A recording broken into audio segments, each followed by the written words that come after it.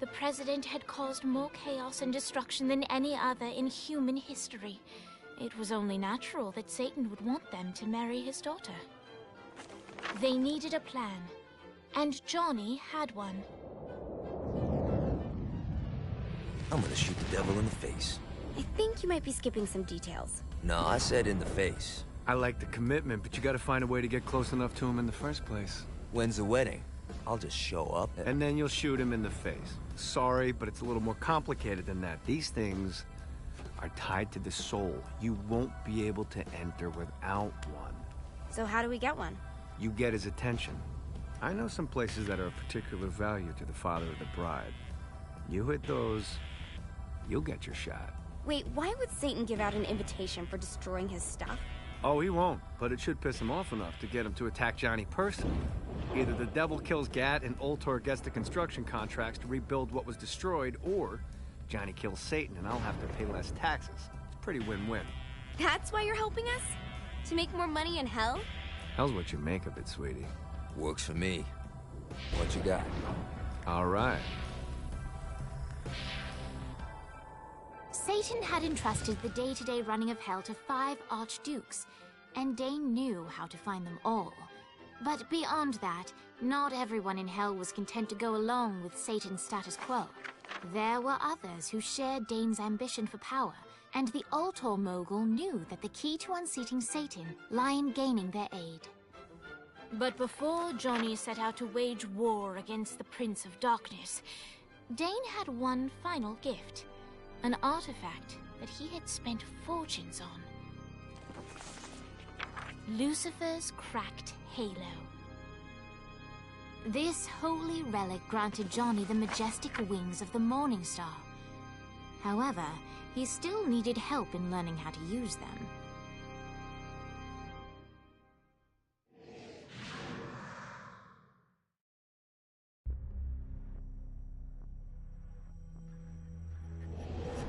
Alright, you got me out in the sticks, now what? Would it kill you to show a little excitement? You're about to experience angelic flight, for Christ's sake. Dane. Someone needs a nap. Just collect some soul clusters and power up the halo. You'll be flying around in no time.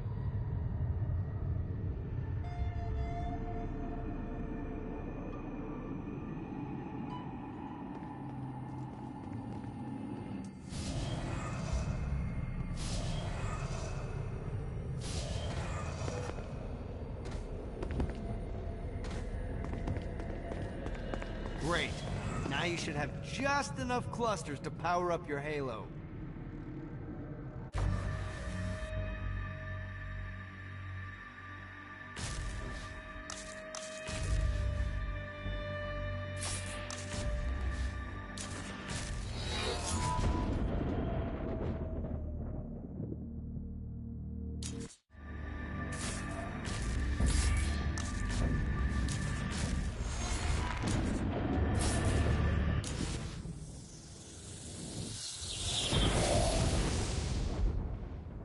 Alright, let's start slow. Try to jump over to that next island. Also, the longer you charge your wings before jumping, the further you'll go.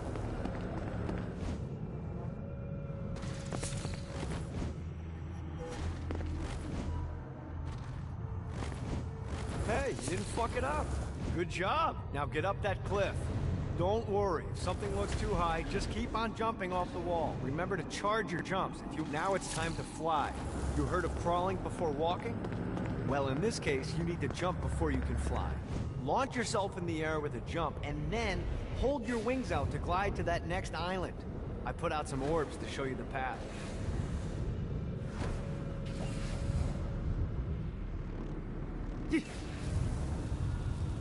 Got a touchdown. Damn it. This is bad timing. You'll have to dive to reach the next island. Do that by pointing your head down. Don't worry, the rest of your body will follow.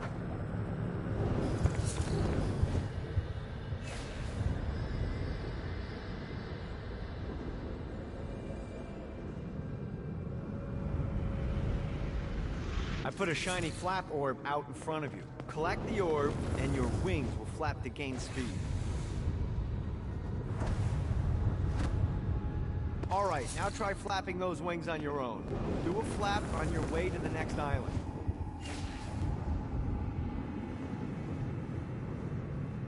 Woo! The exact opposite of diving is climbing.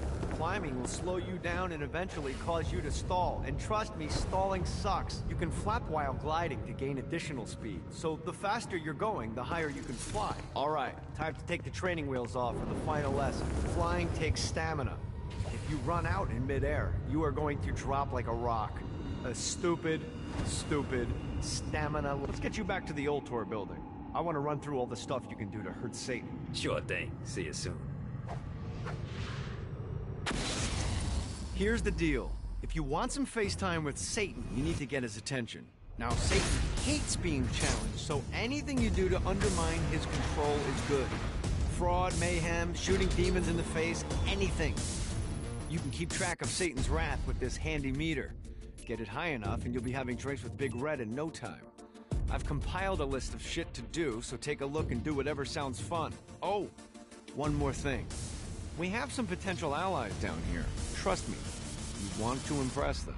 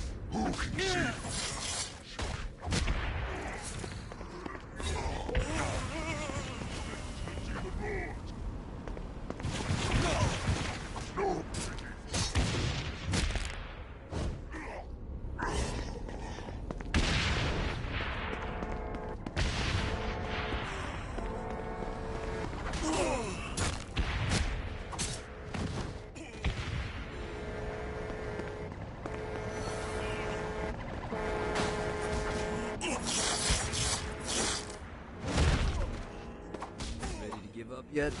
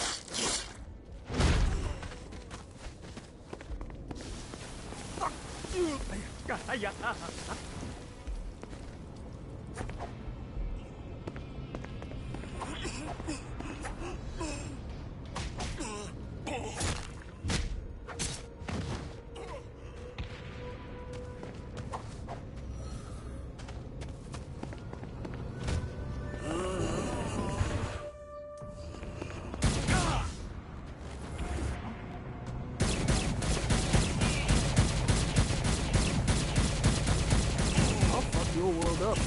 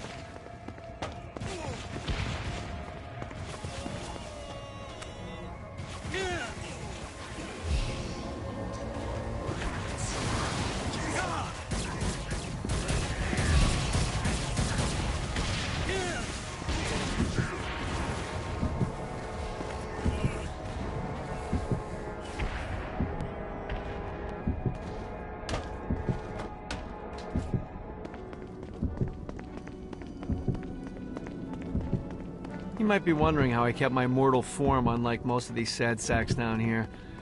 The answer is money. Lots and lots of money.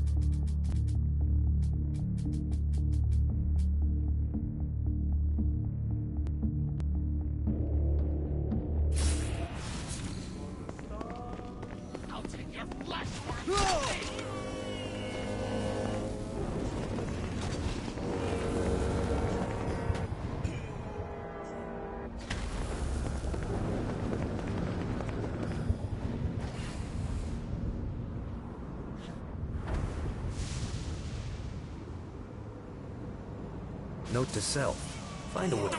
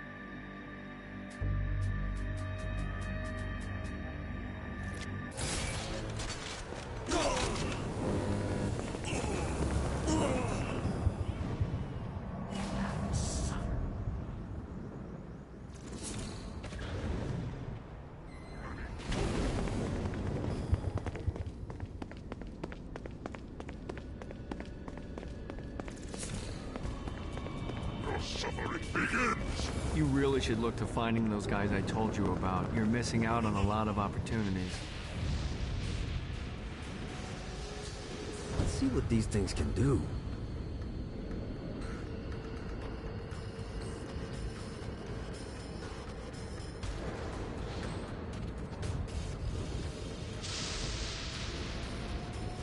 I hope there's not something ridiculous like 100 of these to find. Everyone's chasing the Stygian dream down here. A way to make hell just a little more tolerable. And when you're surrounded with that amount of desperation, believe me, it's easy to find people who lay it all on the line for next to nothing. Some folks think I had all this handed to me and I take advantage of people, but here's the God's honest truth. In life and in death, I worked for everything that I had. Opportunities mean fuck all if you do nothing with them. Most of these poor bastards down here whine about their lot in life, but are unwilling to do anything about it. That's not me.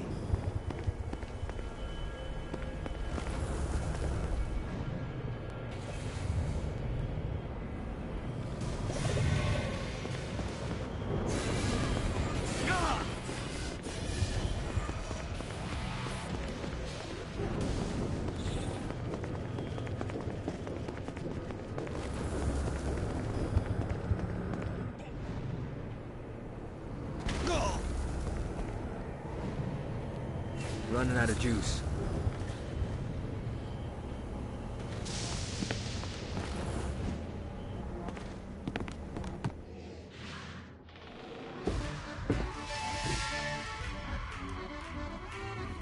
Abandoned ship! We've been boarded!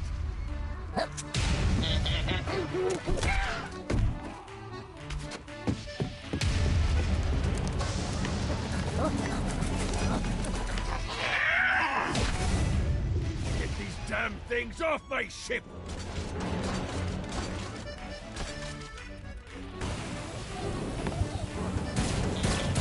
The screams of success.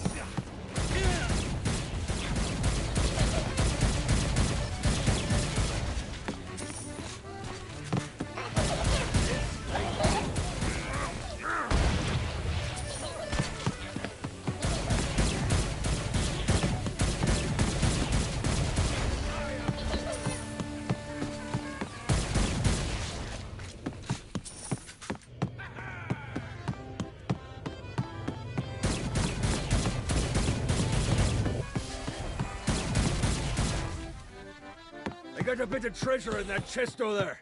The weapon you find inside may help with our little imp problem.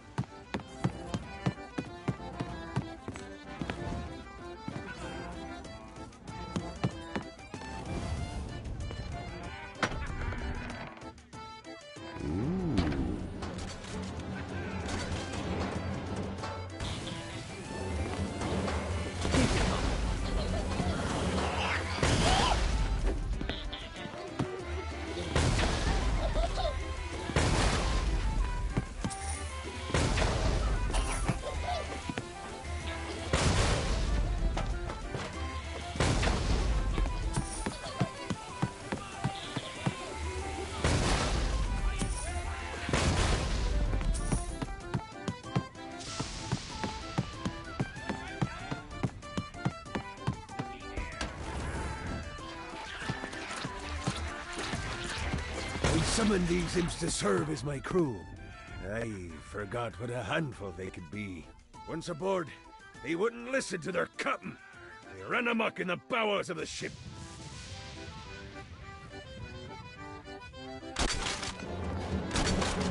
Just like the old days. Get off! Get off! Your world up. Get off, piece of shit! Good God, they're swarming me!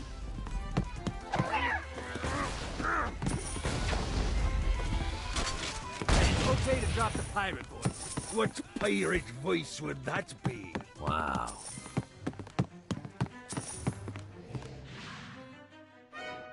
Zinyak's destruction of Earth had a profound impact on the afterlife.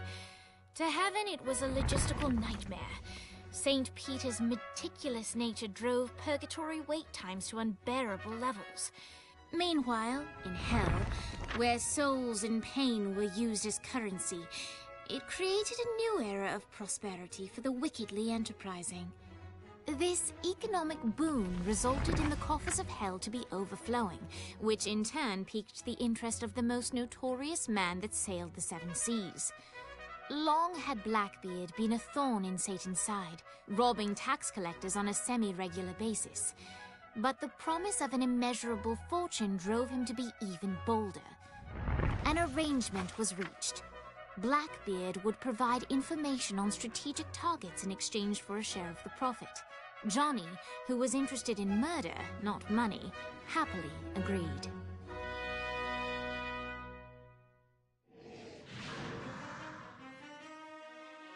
I grant ye the ability to summon my crew whenever they're needed.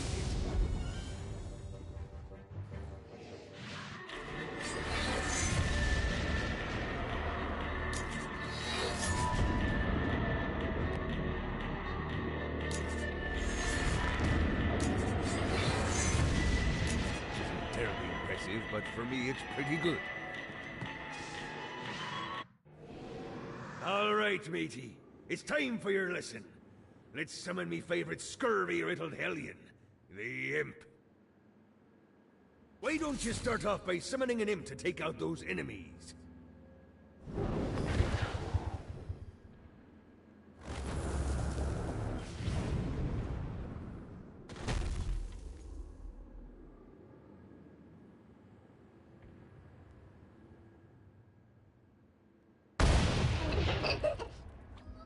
There you go, matey.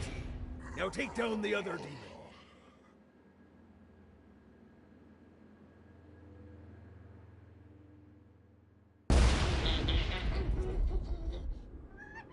Those little ankle biters are vicious.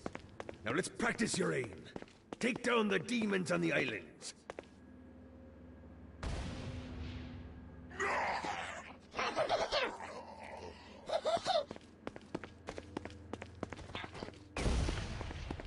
Few things are as rewarding as pressing someone into service, am I right?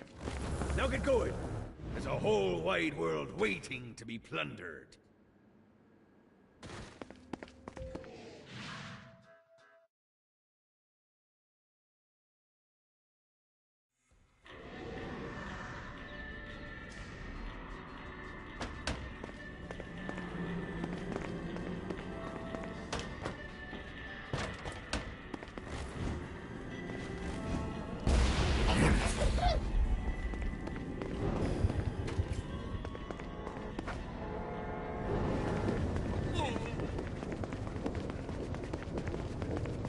I raided a Centerpol office and found information on where the President is being kept. Evidently, they've been trapped in some sort of soul crystal inside Satan's palace. Breaking in is an impossibility.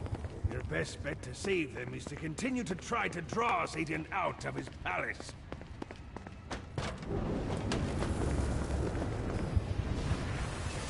God, this feels good. Need the rest of wings.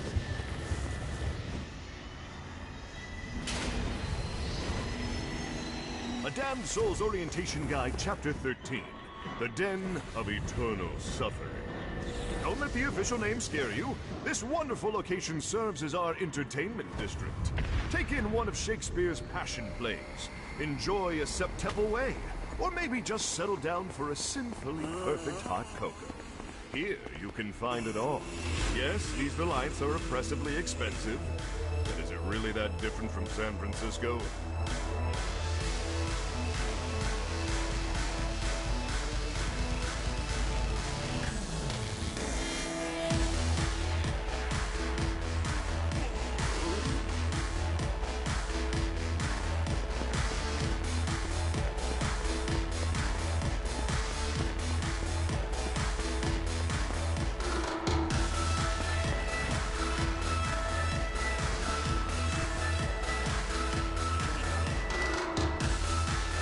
Lights up. William Shakespeare, humanity's greatest playwright.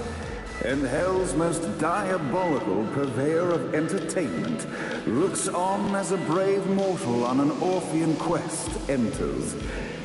The bard's interest is piqued, and he looks to test his visitor's mettle.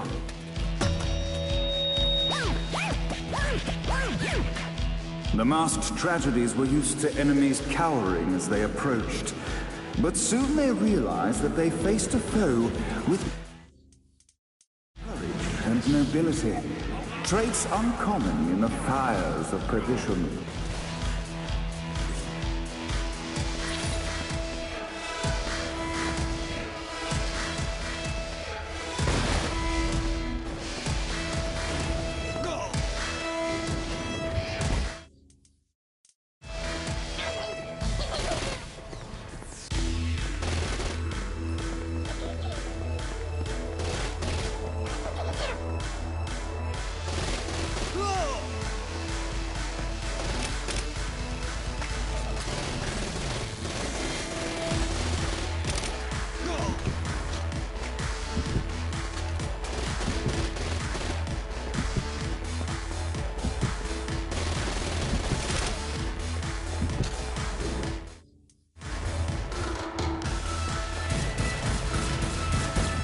The inciting incident resolved.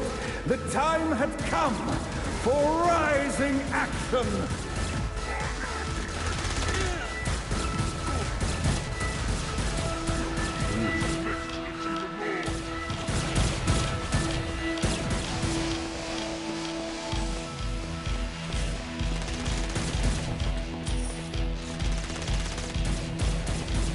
The battle raged on below, and as bullets and blood flew, the bard arched a curious eyebrow. Could this mortal be the exact thing that Shakespeare needed?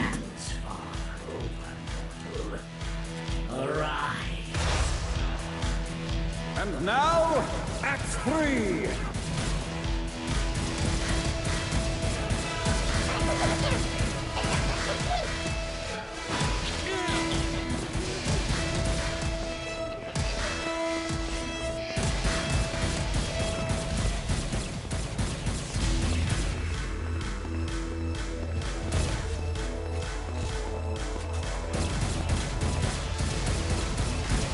The conflict resolved. Shakespeare eagerly awaited meeting the champion that dispatched so many of his men. Undoubtedly, they were here for the bard's aid. And while happy endings were not a thing found in Hell, Shakespeare always had a soft spot for comedies. In the land of the living, William Shakespeare is regarded as one of the most prolific playwrights of all time. However, to the denizens of Hell, the bard is seen in a far different light. After selling his soul for fame and adoration, Shakespeare served in Hell as Satan's spy master general. In doing his duty, Shakespeare would punish the souls he was investigating by forcing them to perform in grotesque passion plays for Satan's amusement. But in a Twelfth Night-esque twist, Shakespeare found himself living a double life. While he projected an image of cruelty, his heart was as soft as Jezebel's. In secret, he would tutor her on the classics and act out the works of his mortal days. When Satan found out, he cast Shakespeare out of the palace, believing that the poet would be tormented by the populace of Hell, far out of Jezebel's sight. But Satan had not counted on the bard's cunning. Embracing his persona of master torturer, Shakespeare and his followers, the tragedies, took root in the entertainment district, biding their time for revenge.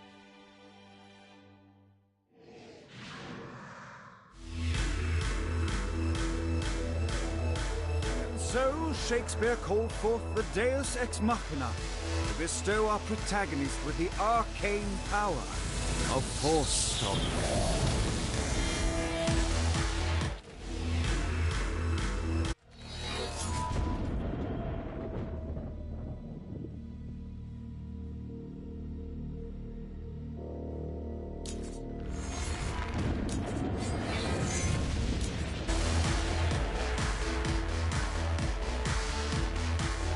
The bard had written about love enough times to recognize attraction when he saw it.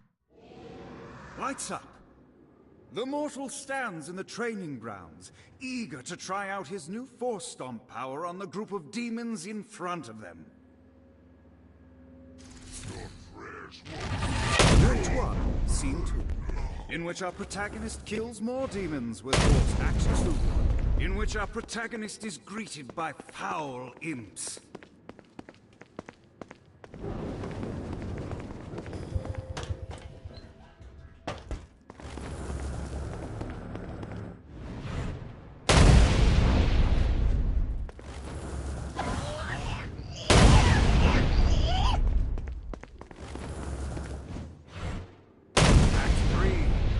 Our protagonist learns that Force Stomp even works on flying enemies, enabling them to remove a Dark Inciter's shield before shooting them to death with bullets.